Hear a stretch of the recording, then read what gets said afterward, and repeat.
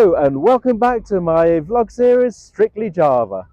Today I'm in a town that I've never been to despite having been here for 26 years. And to be honest, I never thought there was anything of any interest here. So I was shocked when I found out that this town is really important to kickstart the tourist trade in Java with a string of very high-level royal visits. But as usual, I start off in the town square, the alun-alun. And as you can see, this one... Whilst in the old photos it was green and pretty, it's now looking grey and concrete. On one side, the old-style stave-roofed mosque has been replaced by a contemporary design. And on the south side, along with this bandstand, we have Garut's administrative office, the Pendopo. A city famous for its palm sugar candies, for barbers, for leather. But if you haven't guessed where I am, welcome to Garut. Now let's see where Garut is. Garut is in West Java and about 160 kilometres to the east of Jakarta. Meanwhile, back in Jakarta's Menteng, this street is sometimes shut at one end. Without through traffic, this keeps the street peaceful and quiet. And whilst there are several large new houses in the road, if you're quick, some older and more modest ones are now for sale. If you're visiting Garut, no better way to travel here than on the panoramic train. And it wasn't just this stunning scenery that turned this place into a tourist magnet, but the places in and around the town, only some of which I was able to visit on what was a rainy January weekend. So whilst this is my first visit to Garut, it's almost unbelievable to think that from the 1890s to 1940, everyone who was anyone, every international A-lister passed through this town, the global must-visit place to go and to be seen. A town that helped kickstart modern-day tourism in Java. With this visit, let me put Garut on the tourist map. First off was Nikolai Alexandrovich Romanov, Crown Prince of Russia, during part of a grand tour of the East. Just 23 at the time, he was the first of many dignitaries to be received by Garut Regent Raden Adipati Arya Wira Danudatta VII. The Crown Prince stayed at the official guest house. I'm not sure which building exactly, but perhaps this elegant one. The Crown Prince's famous line about Garut was, "Come to Garut and let us die," by which one assumes he meant one must see Garut before one dies. His own death, as the last Tsar of Russia, along with his entire family, came 27 years later, executed by the Bolsheviks. Next up, 2 years later on his grand tour, was another crown prince, Archduke Franz Ferdinand von Habsburg of the Austro-Hungarian Empire. Can't let my empire get left behind. My turn now. He too was taken by this place, not just the hunting of wild boar around Mount Papandayan, but also collecting. Known for this obsession, he brought many things back to Vienna, including batik, wayang puppets and Chris daggers, things we know he appreciated from his diary entries for Garut. His collection is now housed at the World Museum in the Hofburg Imperial Palace and includes a painting by Indonesia's foremost artist, Raden Saleh. But for most, the Archduke is best remembered not for what he did in life, but his death, for it was his assassination in Sarajevo on the 28th of June 1914 that is often cited as the trigger for the First World War. After two crown princes, time for a king to visit. The Javaphile King Chulalongkorn, or Rama V of Siam, on the second of his 3 visits to Java. He stayed in Garut for 11 days. Imtip Patajoji Suharto, in her Journeys to Java by a Siamese King, wrote of King Chulalongkorn's arrival in Garut on the 6th of June 1896. The train reached Garut at approximately 3:45 p.m. His Majesty met with Raden Adipati and the assistant resident of Garut, and then rode in a horse carriage to a hotel owned by a man named Van Hawk, about 200 metres from the station. On both sides of the way to the hotel, local people played music from a kind of bamboo instrument called the angklung. In front of the hotel, there were 2 flagpoles flying, the Dutch and the Siamese flags. The temperature was 76 degrees Fahrenheit. Chulalongkorn enjoyed his visits to all the local scenic sites, as well as the markets, which he found similar to those in Bangkok, except, as he wrote, there were no pork stalls. Over the years, the world's rich and famous continued to visit Garut, including former French Prime Minister Georges Clemenceau in 1920, Princess Astrid of Sweden, Queen of the Belgians in 1929, and German singer and actress Renate Müller. But perhaps the best-known visitor, Charlie Chaplin, got off the train at this station, Chibatu, in 1932, to greet a large crowd of his followers. It is said many kids were upset. He looked so ordinary. They wanted him to look more like his on-screen persona. Give me a break, I'm on holiday. I can't always dress as a tramp. On this visit, he visited again in 1936, as well as Indonesia in 1961. He stayed at the Hotel Namplang, with its outstanding views. It was whilst in Garut, Chaplin wrote, "It was here that I encountered my first experience with a Dutch wife, whom, after you have lived in the tropics, you find indispensable." Of course, he wasn't referring to a Dutch lady, but the common name for the ever-popular sleeping bolster, or guling. So now it's time to see what all these people came to see. And certainly, wherever you look, there are stunning views. This is why Garut got the moniker the Switzerland of Java. And what people still come to see. And this is one of the things that all the tourists came for. The hot springs. All over Chipanas, there are guest houses with hot springs. And I don't know what else to say. Whilst Chipanas town itself has little to offer, around the town there are some beautiful hot spring spas, well worth visiting. But for me, time to move on.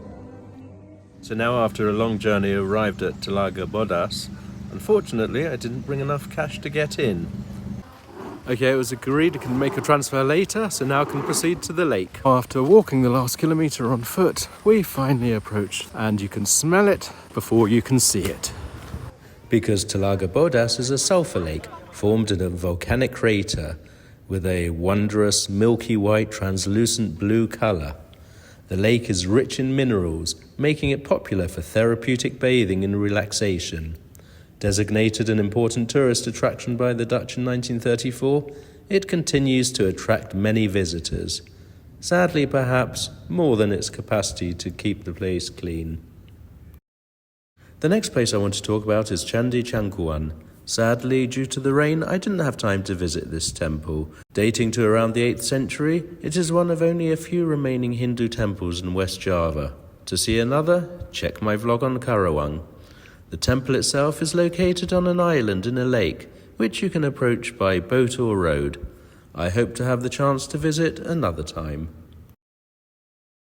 Another place I didn't get to visit is the magical and easy to trek Mount Papandayan, an active volcano with mixed landscapes and great views. You will see bubbling mud pools, steaming vents, rocky moonscapes, an eerie dead forest, and smell the sulfur. My only advice, don't miss out on a visit by trying to visit during the rainy season like me. And now I have arrived at another one of the favourite destinations, Situ Bagendit. Lake Bagendit is close to Garut, and on its shore are plentiful places selling food and snacks. There are bridges and walkways going out into the lake, and for those who want to take a boat ride, you have that option too.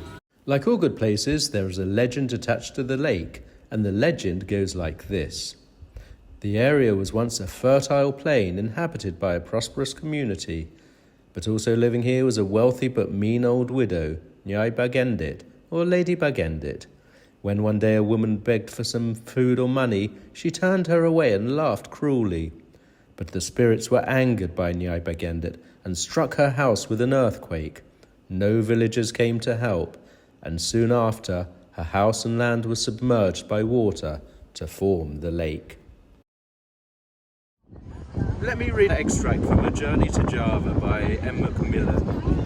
Okay, I've changed location because it was too windy over there. The lake is about an hour's drive through the most delightful scenery, not unlike the road from Jogja to Borobudur.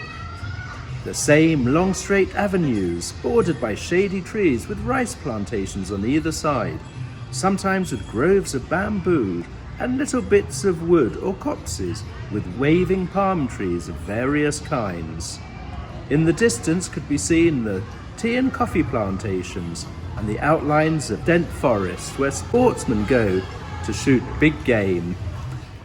It's not like that anymore, but you wouldn't expect that after over a century. But still, many beautiful places worth visiting.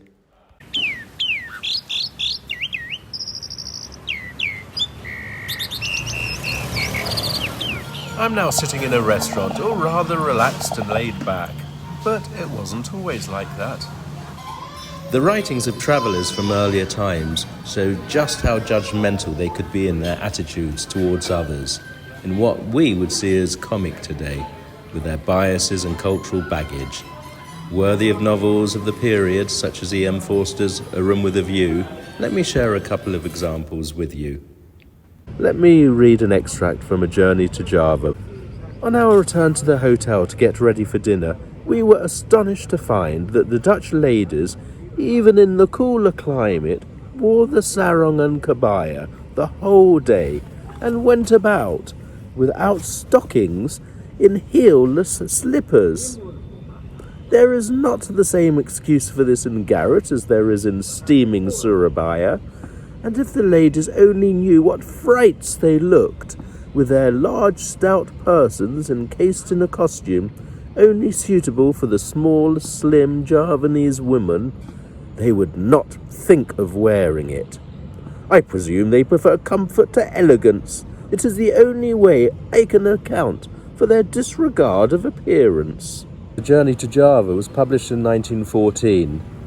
Earlier, Eliza Skidmore, in her Java, The Garden of the East, published in 1897, wrote something similar. The Garut ladies were bare-ankled and as scantily clad as the Batavians, and there was shock and real embarrassment to me in seeing in sarong and sack the dignified elderly matron who had been my charming dinner neighbour the night before. We can laugh at these comical attitudes now and romanticize about tourism in the old days, but tourism wasn't benign. The hill towns of Java, like Lembang, Kopeng and Tosari, did develop to provide an escape from the heat of the coastal cities, and with the advent of the railways, motor roads, photography and guidebooks, tourism blossomed. But it was for the benefit of the Dutch and foreigners. International tourism helped the Dutch to market the Dutch East Indies as a well-managed colony, full of exotic culture and scenery, and benefiting from the progress brought by the Dutch. Positive feedback from visitors contributed to this narrative, providing a level of public legitimacy for what seemed like indomitable Dutch rule, until it all came crashing down in March 1942. Talking of photography, this new art contributed much to the allure of tourism, and one of its great pioneers, unusual for the times, was a woman, Tilly Wiesenborn. Born in East Java in 1883, she established a studio in Bandung in 1912, the first to be owned by a woman. Then in 1917 she set up shop in Garut, where she remained until 1942. Without doubt, her photographs of cultural sites, scenic views, and the quality hotels of Java contributed significantly to the growth of tourism in this period. If you go to a barber's shop in Jakarta, you will probably notice the barbers are not talking Indonesian, but Sundanese amongst themselves. Iya. Kamar mah halus kan katanya? Kamarnya mah halus juga. Aya nama kan ngalarisan we kieu ge. Aya ke mah malahoy puguhan. Malahoy. Ahoy. It's because most of them come from Garut. And not just anywhere in Garut, but Parung village in the sub-district of Banyuresmi. Here you will find several barber schools. Kudos to the people of Parung for realizing the economic opportunities available to them by capturing the growing demand for trained barbers in the cities, as Java rapidly urbanized from the 1980s, and city males needed somewhere to go to get the trendy haircut of the day. Earlier I said that Garut was famous for its palm sugar candy, dodol. And now I'm in one of the many dodol shops of Garut. And here you can see they come in all different flavours. Nuts, chocolate, sesame, durian, strawberry. So I'm going to try a sesame one now. Oops. I will pick up the paper afterwards. Delicious. I could easily try all of them. Unfortunately, I heard dodol manufacturers aren't having it easy these days, finding it difficult to compete with all the factory-made confectionaries you can buy in convenience stores and supermarkets. So, if you're in Garut, please stock up on dodol, and don't let dodol go the way of the dodo.